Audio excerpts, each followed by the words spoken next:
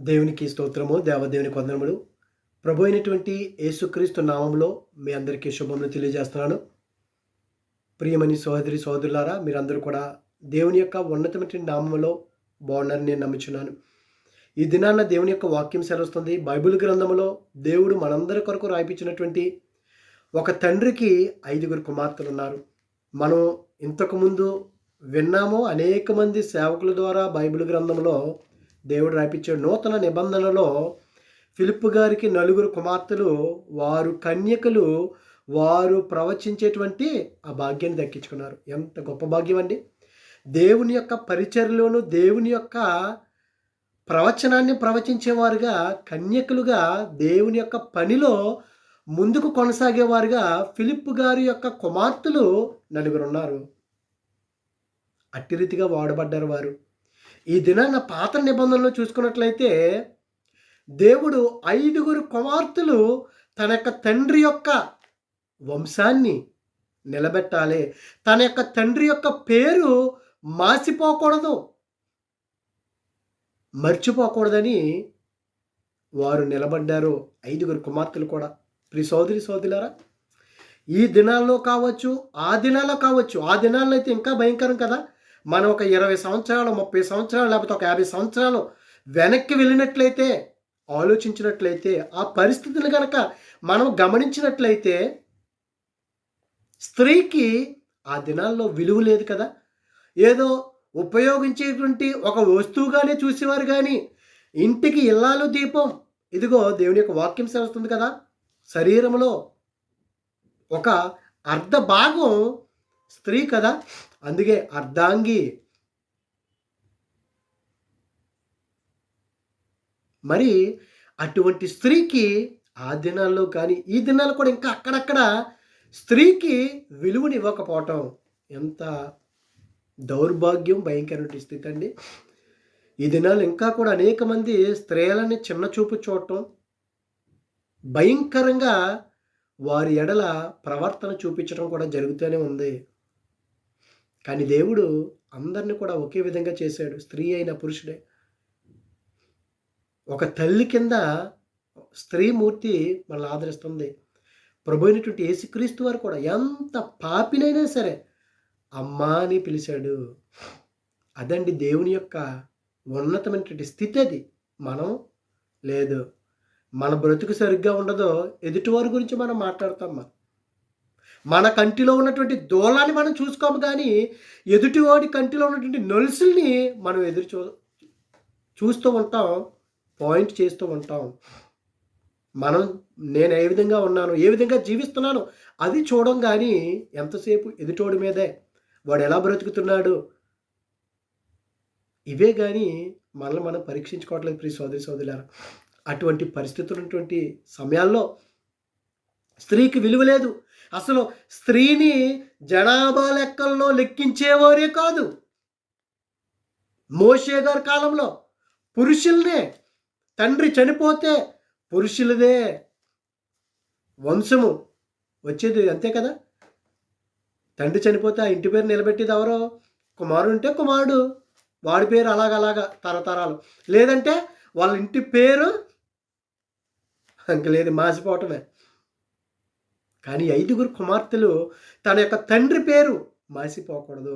ఇదిగో నిజంగా ఈ కుమార్తెలు తండ్రి చేసినటువంటి పాపాన్ని కూడా కప్పిపుచ్చలేదు. ఉన్నది ఉన్నట్టుగా ధైర్యంగా ఆ దినాల్లో పురుషుడు ఎదుటికి వచ్చి, ఒక అధికారి ఎదుటికి వచ్చి మాట్లాడలేనటువంటి స్థితిలో ఉన్నటువంటి ఆ సమయంలో ఈ 5 స్త్రీలు ధైర్యంగా వెళ్ళి మాట్లాడారంటే దేవుని యందు భయభక్తులు కలిగి ఉన్నారు. ప్రియ సోదరి సోదర, దేవుని యొక్క వాక్యం సెలవుస్తుంది, దేవునికి తగినట్లుగా మనం నడుచుకోవాలి అని, భక్తికి తగినట్టుగా మనం నడుచుకోవాలని దేవుని యొక్క వాక్యం సెలవుస్తుంది.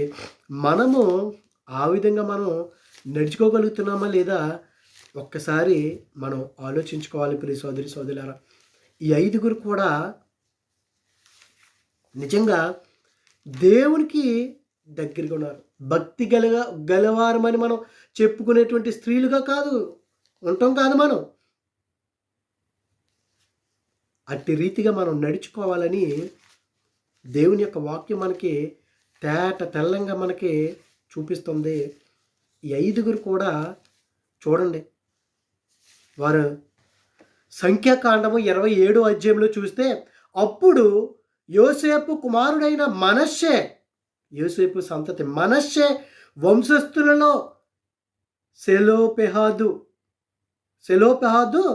కుమార్తెలు వచ్చిరి. సెలోపాదు కుమార్తెలు వచ్చి సెలోపాదు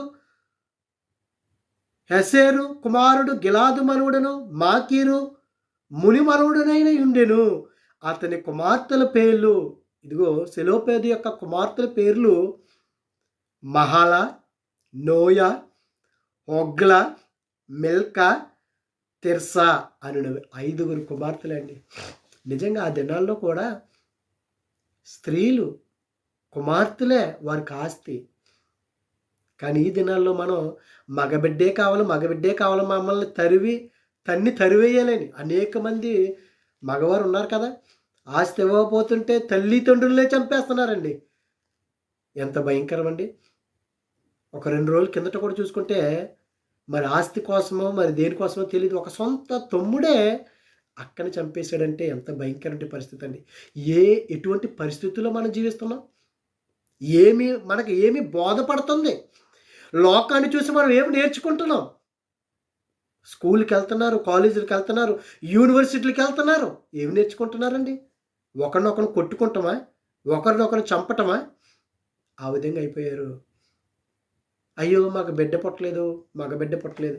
దేవుడు ఇచ్చాడండి. దేవుడు ఇచ్చినటువంటి బహుమానాన్ని మనం సంపూర్ణంగా స్వీకరించాలి. దేవుడు ఇచ్చినటువంటి దేవుని యొక్క ప్రణాళిక ఉంది కుమార్తె పట్ల. అందుకని కుమార్తెలు ఇచ్చాడు. వీరికి 5 కుమార్తెలు సెలోపేదుకి. వారు పేర్లు మనం విన్నాం కదా. ఇదిగో వారు ప్రత్యక్ష గుడారం యొక్క ద్వారమునొద్ద మోషే ఎదుటను, యాజకుడునైన ఎలియాజరు ఎదుటను, ప్రధానుల ఎదుటను, సర్వ సమాజము ఎదుటను నిలిచి చెప్పినదేమనగా, అసలు వారికి మాట్లాడడానికి అవకాశం లేదు, వారు నిలబట్టడానికి కూడా అధికారం లేదు.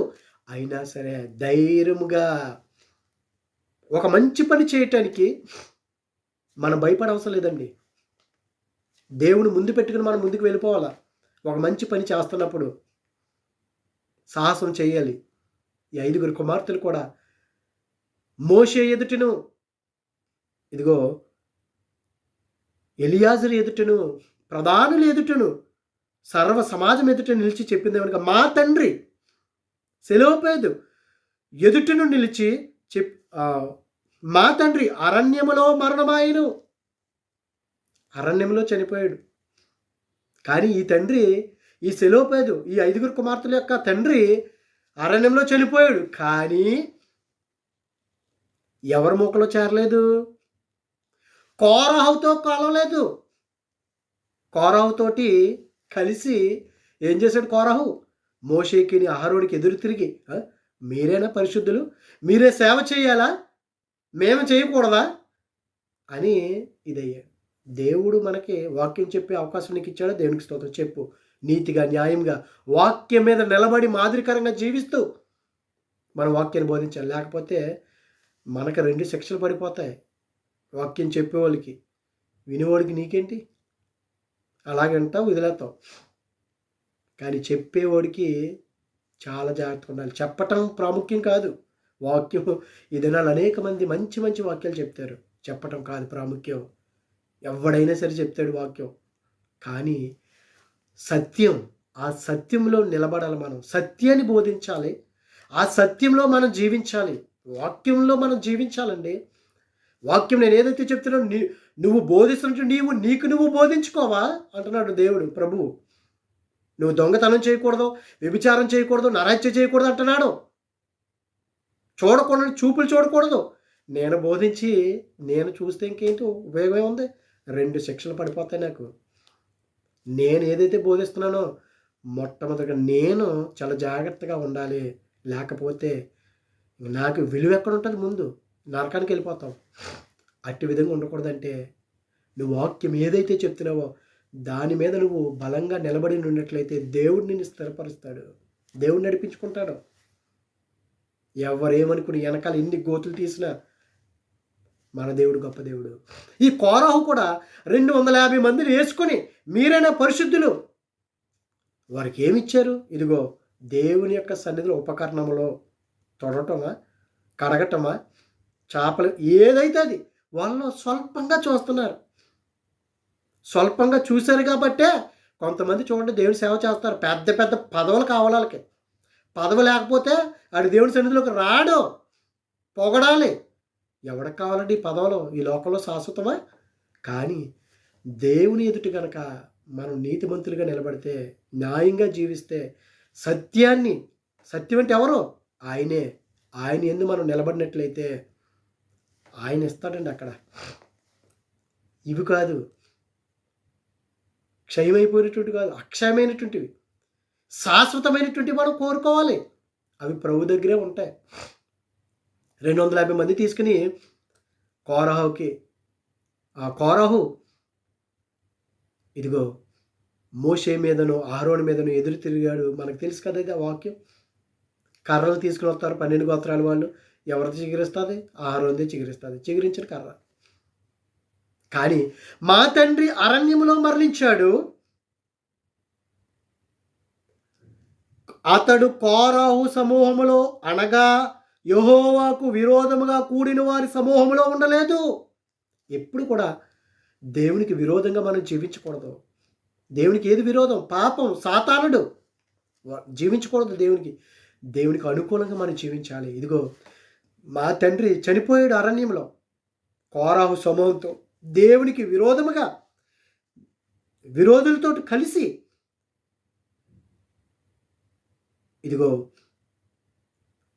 కోరహు సమూహంలో అనగా యెహోవాకు విరోధంగా కూడిన వారి సమూహంలో ఉండలేదు, కానీ తన పాపమును బట్టి మృతి పొందెను. అదేండి ఎంత గొప్పగా చెప్పారండి కుమార్తెలు తండ్రి గురించి. మా తండ్రి పెద్ద గొప్పవాడని చెప్పుకోవట్లేదు, కప్పిపుచ్చుకోవట్లేదు. ఆదామా నువ్వు ఎక్కడున్నావు? ఇదిగో నువ్వు ఇచ్చినావు కదా స్త్రీని, నాకు పండు ఇచ్చింది తిని ఒకరి మీద ఒకరు పెట్టుకున్నారు వాళ్ళు. మా తండ్రి ఆ దేవునికి విరోధముగా ఆ గుంపులో చేరలేదు, కానీ ఆ సమూహంలో చేరలేదు. కానీ మా తండ్రి పాపం వలన, అతని పాపం వలన, ఆజ్ఞ అతిక్రమం పాపం వలన వచ్చే జీతము మరణము. ఆయన చేసినటువంటి పాపం వలన ఆయన మరణించాడు అని. ఇదిగో మృతి పొందెను, అతనికి కుమారులు కలగలేదు. మా తండ్రికి కుమారులు లేరు, మేము 5 కుమార్తెలం. ఎంత అదృష్టవంతుడండి! కుమార్తెలు నిజంగా ఎంత అదృష్టం.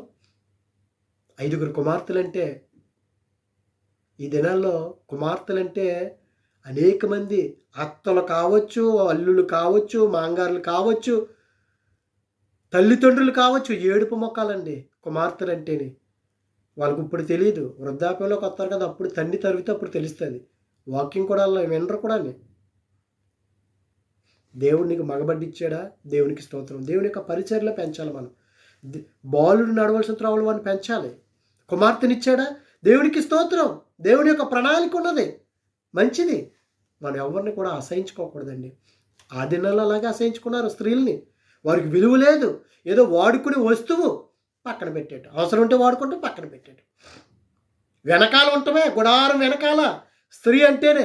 అందుకే కదా అబ్రహాం గారు కూడా మాట్లాడినప్పుడు, దేవతి దేవుడు వచ్చి మాట్లాడినప్పుడు, ఇదిగో మరలా బై దిస్ ఇయర్, ఇదే సమయానికి వచ్చే సంవత్సరం సారా ఒడిలో బిడ్డ ఉంటాడంటే నవ్వుకుంది గుడారం వెనకాలండి. నువ్వు నవ్వవంటే నేనెక్కడ నవ్వను అంటే చూడలేదు అనుకుంటుంది గుడారం వెనకాల. స్త్రీలు గుడారం వెనకాల. కానీ కొంతమంది స్త్రీలు ఉంటారు వెనకాల ఉండరు. భర్తనేమో వెనకాల పెడతారు, వాళ్ళేమో ముందుంటారు. మొత్తం నేనే యజబేలు రాణి అనుకుంటారు కొంతమంది. కానీ కొంతమంది భార్య భర్త ఇద్దరు కూడా చక్కగా కుటుంబాన్ని ఏ విధంగా నడిపించాలో ఆ విధంగా నడిపిస్తారు. కానీ కొంతమంది స్త్రీలు భర్తనేమో పాపం అమాయకం చేసి ఆడిస్తారో, వీళ్ళ పెత్తనాలు చేస్తారు. కానీ ఆ దినాల్లో ఇదిగో గుడారం వెనకాలే నిలబడాలి వాళ్ళు. లోపల నుంచి బయటికి రావడానికి వీలు లేదు. ఇదిగో మా తండ్రికి కుమారులు లేరు, కుమారులు కలగలేదు. అతనికి కుమారులు లేనంత మాత్రము చేత మా తండ్రి పేరు అతని వంశంలో నుండి మాసిపోనేలా? మా తండ్రికి కుమారులు లేనంత మాత్రాన అతని పేరు మాసిపోవాలా అని కుమార్తెలు ధైర్యంగా అడుగుతుంటే, ఇక్కడ చూడండి మా తండ్రి పేరు అతని వంశంలో నుండి మాసిపోనేలా మా తండ్రి సహోదరులతో పాటు స్వాస్థ్యం మాకు దయచేయమని స్వాస్థ్యాన్ని అడుగుతున్నారు.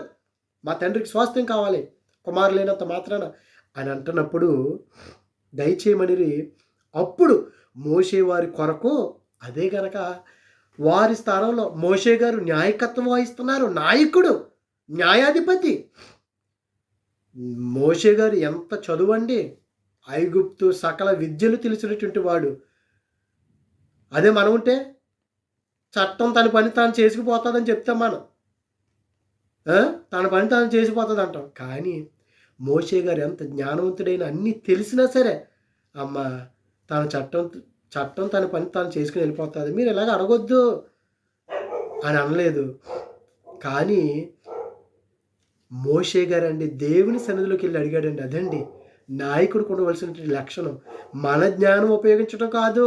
నువ్వు నాయకుడు అయినంత మాత్రాన దేవుణ్ణి అడగాలి, దేవా నేను ఏ విధంగా ఏం చేయాలి అని దేవుని సన్నిధిలో పెట్టినప్పుడు ఇదిగో ఇక్కడ నిజంగా అప్పుడు మోషే వారి కొరకు, అసలు ఆడపిల్లలకి లెక్కలేదు, విలువ లేనటువంటి సమయంలో వాళ్ళు మాట్లాడకూడదు, అయినా సరే మోషే గారు విలువనిచ్చారు. ఆయన మాట్లాడటం కాదు, దేవుని సన్నిధిలోకి వెళ్ళి మోషేకు ఇలాగూ సెలవిచ్చాను. మోషే వారి కొరకు యెహోవా సన్నిధిని మనవి చేయగా యెహోవా మోషేకు ఇలాగ సెలవిచ్చాను. దేవుడు కూడా సమాధానం ఇచ్చాడండి. ఏమని? సెలోపెహేదు కుమార్తెలు చెప్పినది యుక్తమో. దేవుడు అంటున్నాడండి మోషేతో, ఇదిగో సెలోపెహేదు కుమార్తెలు చెప్పింది యుక్తమో, మంచిది, వాళ్ళు చెప్పింది కరెక్టు. నిశ్చయముగా వారి తండ్రి సహోదరులతో పాటు భూస్వాస్థ్యమును వారి ఆధీనము చేసి వారి తండ్రి స్వాస్థ్యమును వారికి చెంద చేయవలను. ఎంత గొప్ప భాగ్యం అండి. మోషే గారి దగ్గరికి వెళ్ళటం, ఎలియాజర్ గారు, ప్రధానులు, జనసమూహము అందరి దగ్గరికి 5 కుమార్తెలు, ఇదిగో మా తండ్రికి కుమారులు లేనంత మాత్రాన మా తండ్రి యొక్క పేరు మాసిపోవాలా, స్వాస్థ్యం ఇవ్వాలి అని అన్నప్పుడు మోషే గారు కూడా ఎదురు తిరగకుండా ఆయన ఏది చెప్తే ఆయన వెళ్ళిపోవలసిందే. కానీ దేవుని యొక్క సన్నిధిలో మోకరించి ప్రార్థన చేశారు. ప్రతి నాయకుడు తెలుసుకోవాల్సింది, ఏదైనా నువ్వు నాయకుడిగా ఉన్నావా, ఒక ఇన్స్టిట్యూషన్కి, ఒక సంఘానికి, ఒక సంస్థకి, ఒక వ్యవస్థకి నువ్వు నాయకుడిగా ఉంటే మొట్టమొదటిగా ఒక కార్యం చేసేటప్పుడు నిన్నెవరైనా వచ్చి అడిగినప్పుడు, ప్రభువా నేనేం న్యాయం తీర్చాలయ్యా, నేనేం మాట్లాడాలయ్యా, నా జ్ఞానం కాదయ్యా అని నువ్వు అడిగినట్లయితే దేవుడు నీకు జ్ఞానం ఇస్తాడు, దేవుడు నడిపిస్తాడు. మన జ్ఞానంతో కాదు ఇమ్మీడియట్గా మాట్లాడతాం మనం, లేదో అంటాం, లేకపోతే చట్టం తన పని తాను చేసుకుని పోతుంది అంటాం. కానీ సెలోపేదు కుమార్తెలు ధైర్యంగా వచ్చి మోషే గారితో మాట్లాడారు. ఇదిగో దేవుడు సమాధానం ఇచ్చాడండి మోషే గారికి. ఇదిగో వారు సెలోపేదు కుమార్తెలు మాట్లాడే మాటలో యుక్తము వారు అడిగింది, వారి స్వాస్థ్యము, తన తండ్రి యొక్క స్వాస్థ్యము వారి కుమార్తెలకి అండి. సోదరి ఈ దినాన్ని నిజంగా దేవుని యొక్క వాక్యం చదువుతుంది. 5 కుమార్తెలు కలిగినటువంటి సెలోపేదు చనిపోయాడు తన పాపమును బట్టి. ఇదిగో తన కుమార్తెలు ధైర్యం కలిగి, సాహసం కలిగి, దేవుని యొక్క బిడ్డలు ఎదుట అవకాశం లేకపోయినా, గౌరవించకపోయినా వారు వెళ్ళారు, సాహసించారు. వారి యొక్క తండ్రి యొక్క పేరును బైబిల్ గ్రంథంలో ఈ దినాన కుమార్తెల పేర్లు కూడా రాశాడు. 5 పేర్లు, తండ్రి పేరు కూడా రాశాడంటే ఇదిగో ఈ దినాన మన బిడ్డలు ఏ విధంగా జీవిస్తున్నారు, మన బిడ్డల్ని ఎటువంటి పెంపకంలో పెంచుతున్నాము, మనం ఏమి బోధిస్తున్నాము, మనము ఏ విధంగా ఒక మాదిరికరమైన జీవితాన్ని మనం జీవించగలుగుతున్నామా లేదా మనల్ని మనం పరీక్షించుకుందాం. దేవుడు వాక్యం దీవించును గాక. ఆమేన్. పరిశుద్ధుడా, ప్రేమగల తండ్రి, మహిమగల దానికి స్తోత్రాలు. ఇదిగో తండ్రి, చెప్పబడినటువంటి వాక్యం ఎంతో అమూల్యమైనదయ్యా, నీ మాటలు ఎంతో శ్రేష్టమని. ఇదిగో తండ్రి, ప్రతి ఒక్కరు ప్రభావ నీ వాక్యాన్ని ప్రభావ గ్రహించడానికి మీరు మార్గం స్థలం దయచండి. సెలోపేదు కుమార్తెల ప్రభావ తన తండ్రి యొక్క స్వాస్థ్యం కొరకు ధైర్యంగా మాట్లాడాలయ్యా. నీలో మేము జీవించడానికి నీ ధైర్యాన్ని మాకు చేకూర్చి నీ కృపలో భద్రపరచమని క్రీస్తునామములో నడిచిన పరమ తండ్రి. Amen, amen. God bless you all.